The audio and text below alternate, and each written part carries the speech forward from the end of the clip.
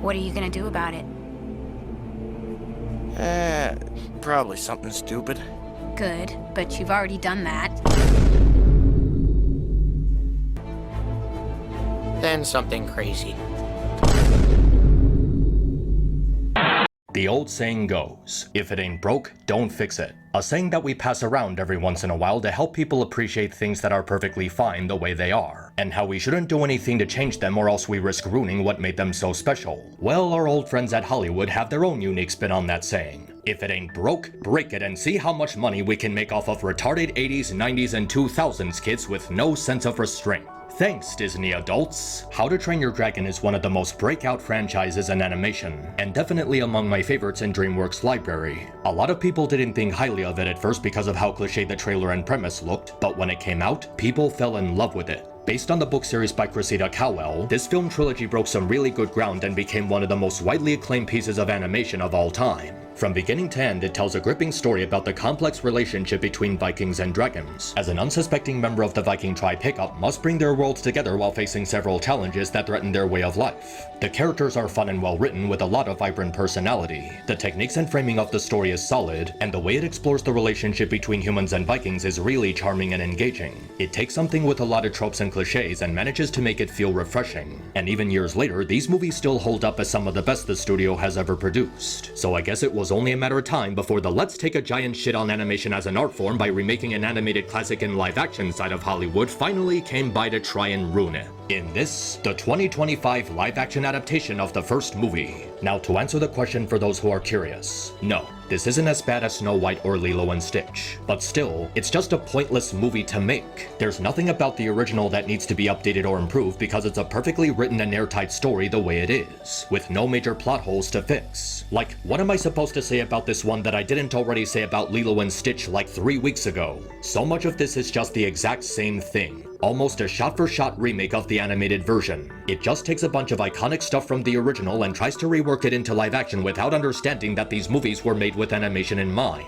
Like they think just doing the same thing as the original but in a less visually appealing way automatically makes it good. Now for what it's worth, I will admit that the CGI on the dragons is actually serviceable and well done. There's no uncanny or melted clay looks on the dragons and they seem to represent the original designs pretty well. Each of the mythological creatures are rendered properly and their interactions with the actors are believable. I only wish I could say the same thing about the actors. Everything about them just comes across as sloppy. A lot of the facial expressions are unfitting, the body language feels stiff, and several of the iconic lines are badly paced and delivered. Remember in the original when Hiccup was trying to negotiate with his father about the dragons? He used a stern but lenient tone to help him understand how the dragons were defending themselves. Here, he's shouting the line and lashing out at his father like he's in a dispute with his wife. The rate of the line also comes across as too fast. It doesn't properly capture the emotion of the original, and it's weird because there's actually a few things about the actors that are fine. For one, they seem to get the general appearance of most of the characters down properly. Each of the actors feel familiar and recognizable to the way the animated versions look, so you can recognize who is who. The costume design is also surprisingly well done. This really feels like how the characters would look in live action. It's actually some very well done casting. But that's not enough. They look like the original characters, but they don't feel like them. The most obvious one for me is Nick Frost as Gobber. He just doesn't sound like the character.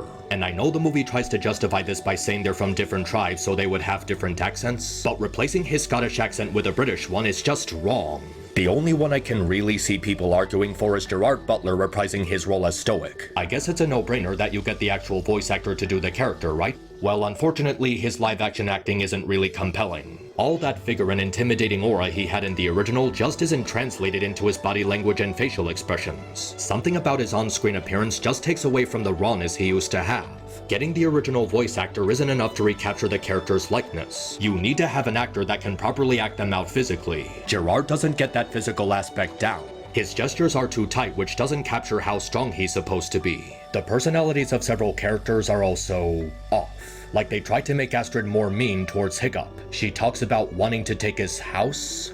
Why? Does becoming the chief mean running someone out of their house? Did Stoic do that to the last chief? It makes her come across as too malicious to the point that it's out of character for her. She just wanted to be a top warrior in the original. She didn't have some sort of grudge against Hiccup like this. And some of the other kids also feel too friendly towards Hiccup early on. He was supposed to earn their respect by performing well in the training montage because the entire point was that he was viewed as a weakling. Now, none of these things are huge drastic changes, but they don't do anything to affect the story in a practical manner. It's just a bunch of random things they threw in there for no reason. It's just so weird that you wonder what they were thinking when they put this in. But a bigger problem with the movie is how the action scenes have less impact. They're just imitating the original but with less unique filming mechanics. How to Train Your Dragon was made with the medium of animation in mind, which allowed them to do all sorts of sweeping shots while applying an immersive amount of force to the flying sequences. The animated movie implemented a lot of speed and impactful camera movement that made you get the impression of being part of the atmosphere in some form. The live-action version is a lot slower and sluggish. It doesn't have that burst of high speed and scattered camera shots that made the scene feel chaotic or captivating. They honestly feel too safe, like they could have done something new or unique with these flying sequences. Give them a more unique identity, maybe experiment with how these scenes could have been done differently in live action, in a way that couldn't be done with animation. But no, they just copy-paste from the original so it's the exact same thing but with less energy. The cinematography in general just feels dour. Again, the original was made with animation in mind, which gave them more freedom and flexibility. And because it wasn't a remake, they were allowed to do more with the way a shot would pan or focus on a certain angle. That montage of Hiccup and Toothless bonding with no dialogue is one of the most captivating things I've seen in a motion picture. It had an incredible pace to it while also having very good camera work. The framing and techniques they used helped to symbolize the growing trust between them, so it was more than just seeing the two bond. But this movie leaves out that more appealing camera work while making the scene drag out more slowly. And that's actually another issue. The pacing is way too slow. There's a lot of scenes from the original that drag out too much, making it longer than it should be, which makes the whole thing act out in a strange way. The framing of the story combined with the usually awkward delivery of several lines makes the whole presentation fall flat.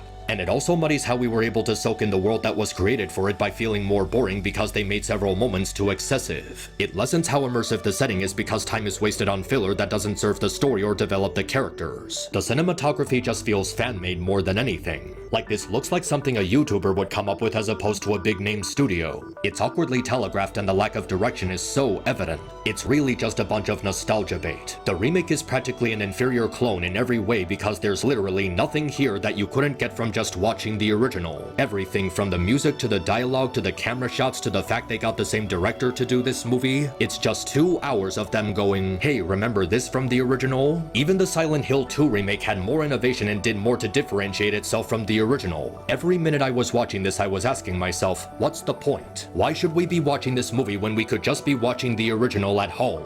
There's no new ideas, no blueprint for something original. They didn't even bother to incorporate elements from the original book that the animated movie left out. Something to tell the story faithfully while not being the exact same thing. If you're not gonna change anything, why make it in the first place? It's like the 2006 remake of The Omen. What reason is there for this movie to exist if it's just gonna be a clone? Did they just want to show people this movie could be made in live action? Did they just want to be egotistical and claim they can do it better than Disney? Well, they can, but that doesn't automatically make it good. And even putting that aside, there actually are some changes in this movie and not for the better.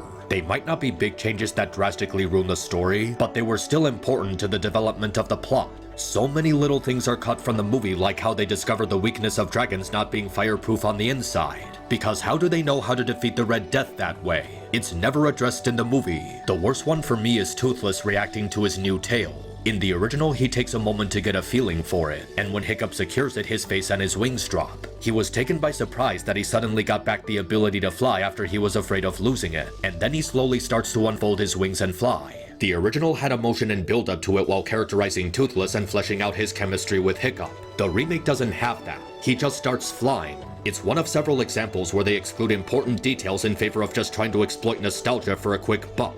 Another one is the big bro moment between Stoic and Gobber. In the original, when they do the whole "I can double that time" moment, it's given a proper focus shot showing the camaraderie and kinship between the two. In the remake, it's shot in a really awkward way with this overview camera and grunting while they push a catapult. So the story beat is there, but it lacks the emotion and character connection the original had. Even Hiccup shouting "I'm a Viking" is cut from this movie, which is weird because it was in the trailer. What, did they think the movie was 5 seconds too long so they removed it from the final version? Visually it's well made, but so many other aspects that were important to the original are simply not here. The acting is restrained and muted, the comedy is less slick because most of it is just an imitation with less expression, the camera work and cinematography are awkward, the emotion is less vibrant, the line deliveries are gruff without invoking any charisma into them. It's practically an all-style, no-substance knockoff of the original. Honestly, it's difficult to even say anything about this one because it's exactly what people were saying it would be. There's no major differences, no innovation, no risks, no identity. It's just How to Train Your Dragon but in live action. I guess theoretically it's safer to do a remake this way. They don't butcher the characters or the message from the original story. But what's the point? What is the purpose of repackaging the exact same movie? The main problem with How to Train Your Dragon 2025 is that it seems to have an opposite effect from something like Snow White or Lilo and Stitch. As where Disney does too much with their remakes, Dreamworks does too little. And by too little, I mean literally nothing. It's completely uninspired and lacking in passion because so much of what they do is ultimately inferior to the original version. It's effortless, cheap, and boring. And I can already tell there are people who will try to defend or justify this by saying, oh, well, it's better than Snow White and Lilo and Stitch. That is not the bar we should be setting for ourselves. This remake is completely reliant on you watching the original in order to appeal to you. It never tries to form its own identity and just banks purely on nostalgia. And with all the remakes we've gotten from Disney and seeing Dreamworks follow suit, it sends a very dangerous message to the industry that we want to keep seeing animated movies being remade in live action. They don't even have to be 10 years old anymore. If it's a cartoon, just make it in live action. That is a horrible direction for the industry to go. It's lazy, uncreative, uninspired, unintelligible, and a dystopian view on animation as an art form. We don't want more live action remakes. We want quality content that's actually good and worth people's time. These remakes have no distinctiveness because they're not a standalone piece. They're just pale imitations, and this is the latest example of why they need to stop. Ultimately, it's not as offensive as it could have been. It's objectively safer than the horrible remakes Disney has made in the last 8 years, but it's still extremely dull and lifeless. If you want to watch How to Train Your Dragon so much, then watch the original movie. It's cheaper, more convenient, and it's actually a good movie.